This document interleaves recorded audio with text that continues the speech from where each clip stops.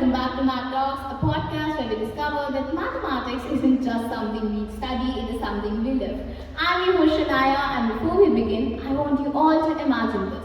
One morning you wake up and suddenly all the triangular shapes in the world have disappeared. Bridges begin to weak, roofs start collapsing, and even your phone camera struggles to judge the distances. Sounds like some science fiction, doesn't it? But believe it or not, there is actual mathematics behind it. And to uncover this mystery, we have our geometry expert with us. Welcome, John. It is a pleasure to have you with us.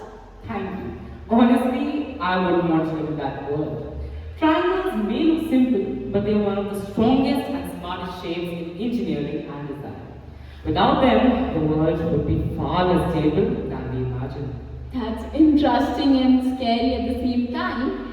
But sir, let's come to the chapter every class 9 student studies. Similarity and congruency of triangles. Most of the students think that they're basically the same thing. Are they? Not at all. Imagine you scrolling through your phone gallery. You zoom into a picture. The picture becomes larger, but only the size changes. That's similarity. Now bring that picture without changing anything. Same shape, same size. That's congruency. That's the easiest explanation I have ever heard. But sir, I really want to know what's the actual mathematical difference between them.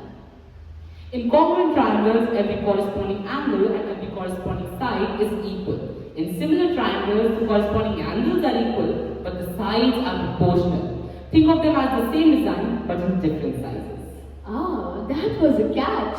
But most students really want to ask, when are they actually going to use this all in real life?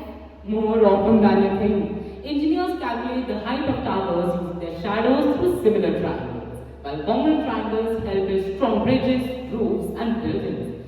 Architects, surveyors, drone designers, satellite mapping experts, and even smartphone cameras rely on these ideas every day. It is quite fascinating to know that if we connect the three middle points of a triangle, we always obtain four congruent triangles.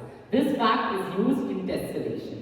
So you mean similarity helps us measure while congruency helps us build? That's more interesting than a textbook. To be honest, when the episode started, I thought triangles are just another chapter in the syllabus. And now they feel like silent superheroes. That's the perfect description. They don't ask for attention. They simply keep our world standing. So true. And with this thought, it is time to wrap up our today's episode. Until the next time, keep learning, keep exploring. Thank you.